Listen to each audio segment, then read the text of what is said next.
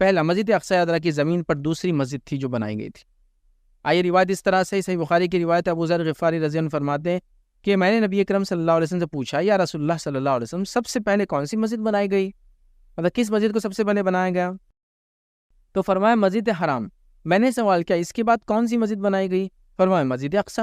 میں نے سوال کیا کہ ان دونوں کے بیچ میں کتنا وقت تھا جو بنائی گئی، مطلب ٹائم کتنا تھا، پیریڈ تعمیر کے درمیان فاصلہ تھا؟ تو آپ نے فرمایا کہ 40 سال۔ تو پہلے مسجد حرم بنی، پھر مسجد اقصی بنی، اور دونوں کے بیچ میں 40 سال کا فاصلہ ہے۔ تو اس سے پتہ چلا پہلی مسجد جو دنیا میں بنی وہ مسجد حرم ہے، اور دوسری مسجد جو دنیا میں بنی وہ مسجد اقصی ہے، اور دونوں کے بیچ میں 40 ایئرس کا ڈفرنس تھا دونوں کے کنسٹرکشن یا تعمیر کے اندر، ٹھیک ہے۔ اب پہلی مسجد بھی کب بنی اور دوسری مسجد بھی کب بنی وہ ہم کو نہیں پتا، لیکن جب بھی بنی وہ پہلی بنی مسجد حرم، اور اس کے بعد مسجد اقصی، اور اس کے بعد جو ہے دونوں کے بیچ میں 40 ایئرس کا ڈفرنس تھا، یاد رکھیں۔ تو یہ پہلی اس کی فضیلت ہے، یہ دوسری مسجد ہے، یاد رکھیں، جو بنائی۔ اسی طرح دوسری فضیلت اس کی جو آتی ہے وہ یہ کہ شب معراج میں نبی اکرم صلی اللہ علیہ وسلم نے یہاں انبیاءوں کو امامت کرائی، اور خود معراج یہاں سے آپ کو ہوئی۔ اسرا وہ سفر جو نبی اکرم صلی اللہ علیہ وسلم نے مسجد حرم سے مسجد مکہ سے جو ہے مسجد اقصی طے کیا، اور پھر وہاں سے جو سفر طے کیا، تو ایک کو کہتے ہیں اسرا اور دوسرے کو کہتے ہیں معراج۔ تو معراج بھی یہاں ہوئی، اور خاص چیز یہ تھی فضیلت کی کہ یہاں انبیاءوں کو اپنے امامت کروائی، اور پورا واقعہ آپ جانتے ہیں، تفصیلات میں سمجھ جانے کی ضرورت نہیں۔ معراج جاتے وقت نبی اکرم صلی اللہ علیہ وسلم نے تمام انبیاءوں کو امامت کرائی۔ کیسے کیا یہ سب معاملہ غائب کا ہے، تو اس کی ڈیٹیل میں جا کے ہم کو کوئی زیادہ فائدہ ہے نہیں، یاد رکھے۔ بہرحال لیکن اس سے زمین کی فضیلت پتہ چلتی ہے کہ اللہ تعالیٰ نے آپ کو سفر کروایا، وہاں سے معراج بھی کروائی، وہاں انبیاءوں کی امامت بھی کروائی، اور یہ انبیاءوں کی وجہ سے سرزمین ہے، یہ بات بھی ہم بہرحال دیکھ چکے ہیں۔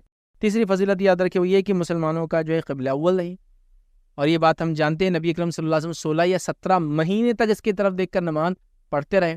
پہلے آپ جب مکہ میں تھے تو آپ کیا کرتے تھے، مسجد اقصی کی طرف چہرہ کرنا ہوتا تو آپ کیا کرتے، کعبے کو بیچ میں لے لیا کرتے تھے، مطلب آپ ایسا پڑھتے کہ کعبے سے ادھر کھڑے ہو جاتے، بیچ میں کعبہ ہوتا اور بیت المقدس کی طرف آپ چہرہ کرتے۔ لیکن جب مدینہ گئے تو مدینہ نارتھ سائیڈ میں ہے مکہ کے، تو ظاہر سی بات ہے کعبہ تو پیچھے رہ گیا۔ تو آپ صلی اللہ علیہ وسلم نماز میں اوپر دیکھا کرتے تھے، اللہ سے التجا کرتے، دعا کرتے کہ قبلے کو پوری کر دیا جاؤ۔ پہلے تھا آپ کی شدید محبت بھی تھی اس کعبے سے، بہرحال اللہ تعالیٰ نے پھر وہ بدل دیا۔ لیکن اس سے پہلے یاد رکھیے آپ 16 یا 17 مہینے تک مدینہ جانے کے بعد وہیں ادھر دیکھ کے نماز پڑھتے رہے، اور روایت میں آتا ہے کہ آپ صلی اللہ علیہ وسلم جب حکم آیا پڑھنے کا تو وہ نماز پہلی عصر کی تھی جو آپ نے کعبے کی طرف دیکھ کر پڑھائی، اور مسجد اقصی کو اس میں آپ نے چھوڑ دیا، سمجھ رہا؟ تو قبلہ ایک طرح سے دیکھا تو قبلہ اول بھی مسلمانوں کا تھا بیت المقدس، سمجھ رہا بات؟ تو آپ صلی اللہ علیہ وسلم اس کی طرف دیکھ کر نماز پڑھتے رہے۔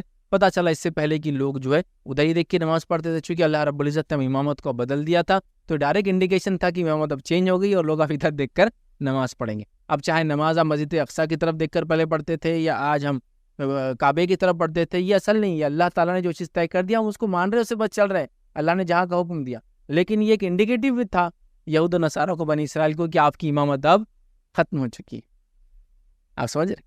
اور اللہ تعالیٰ نے وہ کیا، اور یہود پہلے خوش بھی تھے آپ صلی اللہ علیہ وسلم سے ابتدائی دور میں جب مدینہ آپ آئے، کہ چلو جو بھی ہے لیکن نماز وہی ڈائریکشن میں پڑھتے جو ڈائریکشن ہم عبادت کرتے ہیں۔ پھر اللہ رب نے چینج ہے، ان کی دشمنی اور زیادہ گہری ہوگی۔ بہرحال یہ چوتھی چیز یاد رکھیے، ثواب کی نیت سے سفر کرنے کی اجازت ہے۔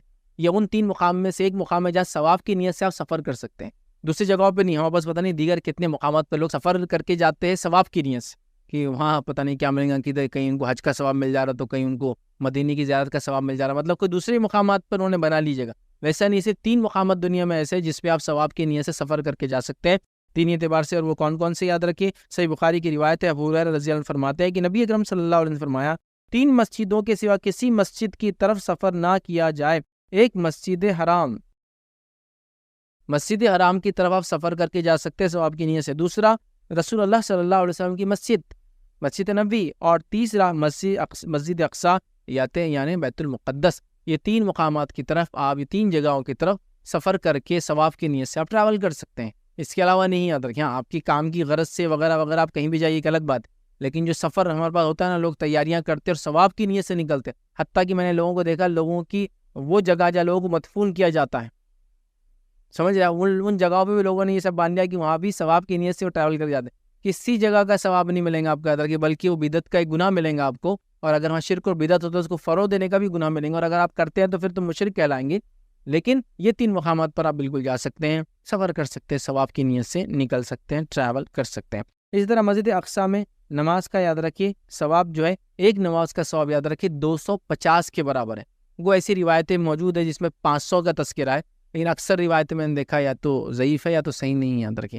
لیکن یہ 250 والی جو روایت ہے بھی 250 حدیث میں الفاظ نہیں میں پڑھ کے سناتا ہوں، لیکن اس سے جو ملتا ہے وہ یہی ملتا ہے. کیا حدیث کے الفاظ سنیے، مستدرک حاکم کی روایت ہے. روایت کے الفاظ یہ ہے کہ رسول اللہ صلی اللہ علیہ وسلم نے فرمایا میری اس مسجد مطلب مسجد نبوی، میری اس مسجد میں ایک نماز اجر و ثواب کے اعتبار سے اس میں مطلب مسجد اقصی میں اس میں 4 نمازوں سے زیادہ افضل ہے. میری مسجد کی ایک نماز یہ جو یہاں پڑھی جا رہی اس مسجد سے مطلب مسجد اقصی سے 4 گنا زیادہ افضل ہے. اور ہم سب جانتے ہیں ایک صحیح روایت میں آتا ہے کہ مسجد نبوی میں جو نماز پڑھے گا انسان اس کو 1000 نمازوں کا ثواب ملے گا. اب اگر 1000 نمازوں کا ثواب اور 4 کے برابر اس کو تقسیم کر دیا جائے تو وہ 250 ہو جاتا.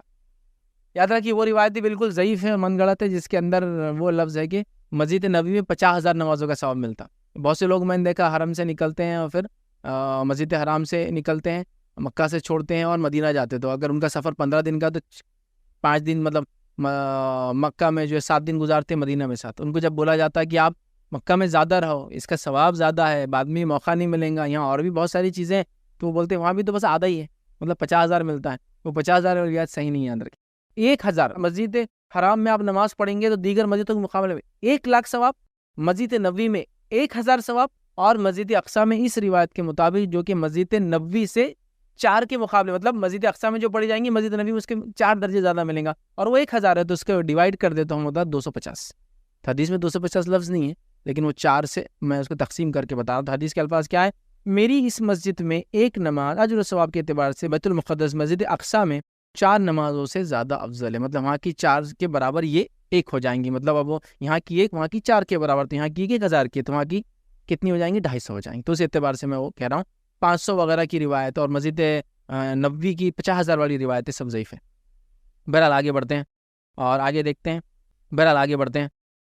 دیکھتے ہیں مسجد اقصی میں یاد ہے کہ نماز سے گناہوں کی معافی ہوں گی انشاءاللہ. ٹھیک ہے، اگر ہم کوئی نماز پڑھتا ہے تو اسے گناہوں کی معافی ہوں گی انشاءاللہ.